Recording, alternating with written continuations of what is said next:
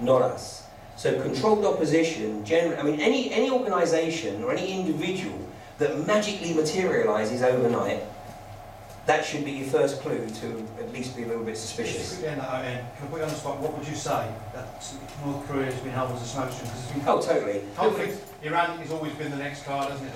Totally. Yeah. I mean, you know, Brzezinski's made the observation that the challenge is to establish the one world government ahead of the rapidly awakening political masses. You know, we already know that the North Koreans were being baited. You know, just like the Japanese were being baited to attack Pearl Harbor. You know, it's almost, like I said, these guys are pretty unimaginative. They tend to use the same template time and time again. And what we're seeing here is the same template. You start to see the patterns then. Exactly. Thank you. Just after I saw you early November do the BP talk, Stephen Fry was on BBC Two that night. Is he a media whore, or is a...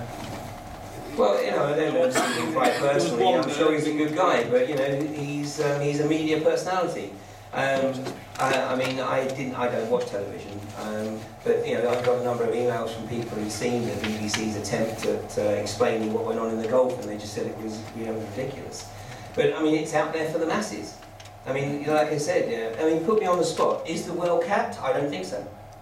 I don't think so at all. I think, like I said, this is a population reduction event.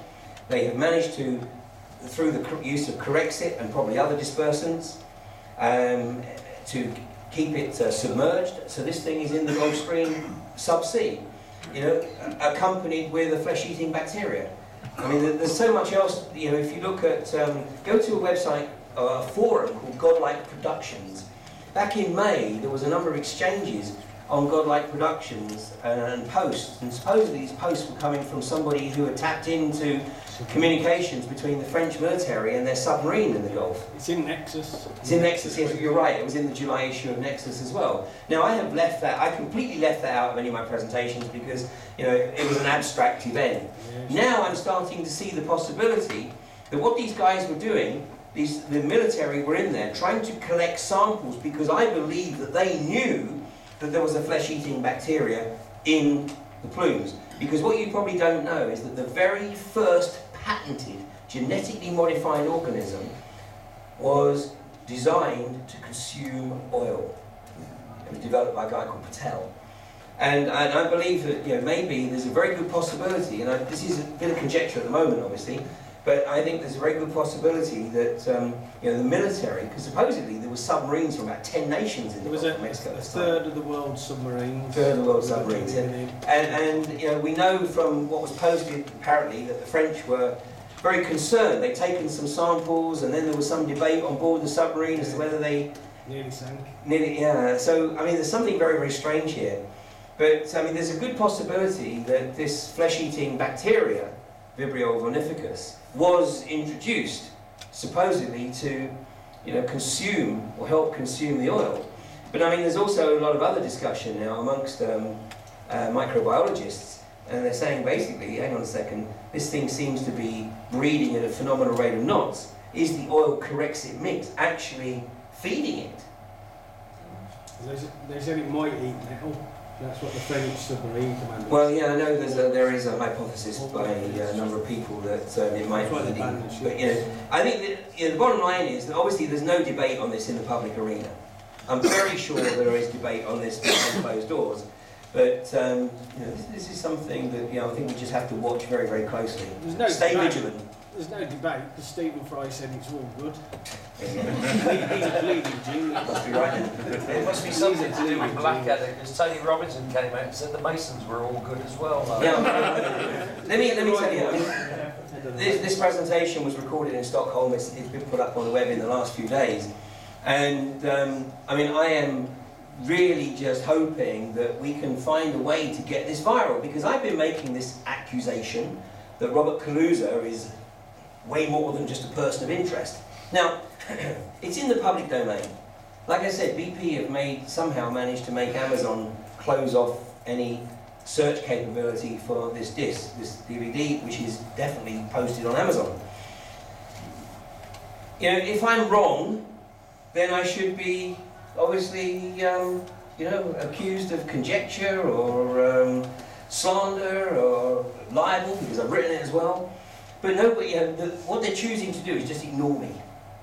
And what they're hoping is that by just ignoring me, then, you know, it could just be contained amongst the 13% who know what's going on, and the rest. You know. But, you know, people in the Gulf Coast are dying. And, you know, Anita Stewart, who is based in the Gulf, she's desperately trying to find ways to get this, you know, spread out. Because these are the questions that the people in the Gulf Coast need to be asking sooner rather than later. She's a brave lady, though. She is a very brave lady indeed. And she's got the support of Cynthia McKinney as well. You know, so, you know, hey, there are people trying to promote the awareness of this, but the mainstream are just pushing it all down. I'm staying out of hot tubs, by the way. Just out of interest, what's your opinion on the Lord James Blackheath Foundation X? Oh, good question. Good one.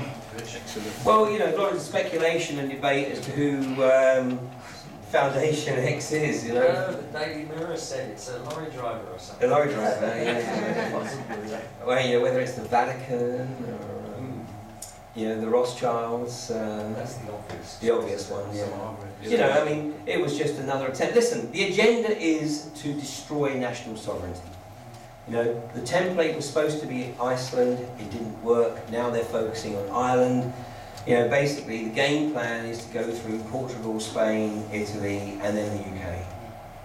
And if they believe that if they can do this in Ireland, then, yeah, basically the rest is almost a done deal.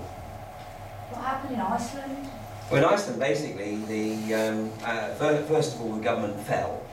It was taken over ostensibly by women, because the women said, you know, you guys fucked us up. So. It all makes sense.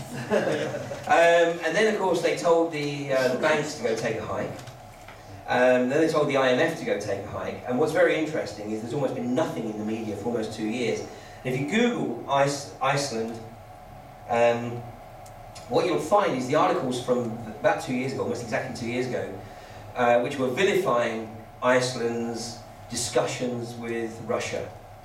Because Putin had basically gone along to Iceland and said, look, you know, we know what the deal is with the World Bank, because they tried to screw us over in the aftermath of the fall of the Soviet bloc. And I believe that Gorbachev actually believed that he was handing Russia on a plate to the IMF. And Gorbachev, of course, you know, works now out of Los Angeles or San Francisco, and you know, he's absolutely part of the agenda. But he wasn't banking on the Russian people, and certainly not on Putin. I mean, I'm not condoning every action of the guy, but I mean, Putin is a hero to the Russian people. You know, he's restored, you know, national identity, national pride. You know, he's got some problems, for sure, but you know, he's got to work that through. You don't become a leader of a nation like that and don't have to deal with some nasty stuff. But anyway, he went to Iceland and offered to help Iceland, because in the scheme of things, I mean, Iceland's a country of about 300,000 people. So they were in the mire to the tune of about 4 billion, which, you know, to Russia is small change. But basically, the Icelanders didn't jump into bed with Russia. They just said, okay, you know, we'll look at a multi-tiered package, but we're going to have nothing to do with the banks. The banks caused this problem, not us. So what's also interesting is that any article that you read about what's going on in Iceland right now, you'll always see the phrase IMF-led. You know, the discussions were IMF-led. You know, this is just the way of the IMF trying to save their face. But basically what they're doing in Iceland is they're doing a thing called debt forgiveness to the people. So what they're recognising is that for example, I'll give you one example, the property bubble globally, but it was created by the banks pumping in cheap money, fiat currency. Money that doesn't exist in the first place, created under the fractional reserve system. That's what you've got to admire about fractional reserve banking. It's better than alchemy.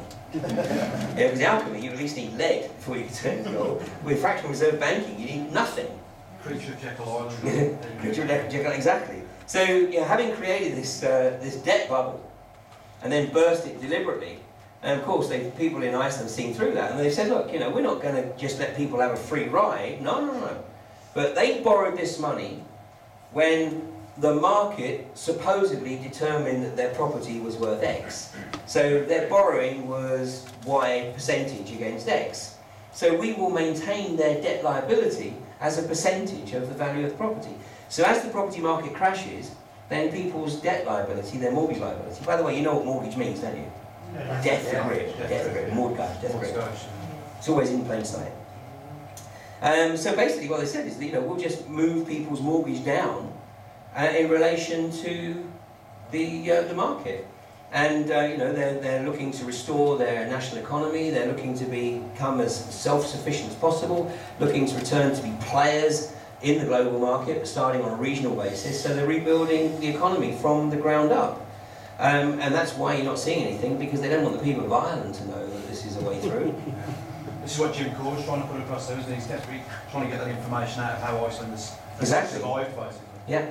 And there are other ways. I mean, even in the US, North Dakota, I mean, go research North Dakota, because North Dakota in 1919 withdrew from the control of the Federal Reserve. So North Dakota maintains its own currency. It's the only state in the US that is not bankrupt. So the Brazilians should banks out on. Exactly, and the Argentinians, yes. I've heard that the Icelanders are trying to apply that model of the North Dakota banking system. Yeah, exactly. Exactly. Well, and by the way, I'm sure some of you have heard of the Ruby Ridge Massacre, which of course is attributed to the people of Ruby Ridge being white supremacists. Of course, nothing is further from the truth. You know, these people had effectively established an alternative method of financing, and what they were doing was it was becoming so well known, they were pushing it further and further afield. And basically the way they operated was they were providing money to entrepreneurs. Now obviously they were not giving it just on a whim. You know, these people were a group of entrepreneurs themselves who'd made a lot of money, and they decided they wanted to establish a fund to be able to enable other entrepreneurs to grow their businesses. So if people came to them, and that was always the key, people came to them and they presented the business plan, and if they agreed to support that business plan, and they would always participate in the process, if ultimately the business went pear-shaped, there was no liability on the individual. You know, there was no debt, because they accepted their part of the responsibility, because they, you know, were part of the team that was trying to make that business a success. So there was no debt. But then if the business was successful, then the individuals who had borrowed the money in the first place were encouraged to donate whatever they felt appropriate back into the fund. And of course what they donated was often massive. You know, compared, I mean, not just interest, I mean, it was massive because they appreciated the support they had. But they also knew that you could encourage an entrepreneur who had an idea, and if everybody thought it was something worth trying, be given the support, but the guy didn't sort of risk everything on the back of it. And of course, yeah, a bit different from drag, isn't it? Anyway, the difference here was, of course, that because it was starting to spread, the Federal Reserve did not want the people of the US becoming aware of this business model. And so we have the Ruby Ridge Massacre. And this is what David Koresh wanted, which is a different society, wasn't it? Yeah. Well, there was a public access film, wasn't there, that showed Bradley Tank firing fire. Yeah, the flamethrower. Absolutely. That was a travesty. Of course it was. So, you know, listen, I mean, like I said before, you know, consider the possibility, you know, that perhaps it's got to get a lot worse before it gets better. You know, because it's only when perhaps people start to feel the impact of this personally on their family that really they start to become activated. And bear in mind, these guys are attacking us on a multi-dimensional level. You know, it's vaccines, it's GM foods, it's chemtrails, it's fluoride in the water. These are all part of suppressing us and preventing us from supposedly realising who we truly are.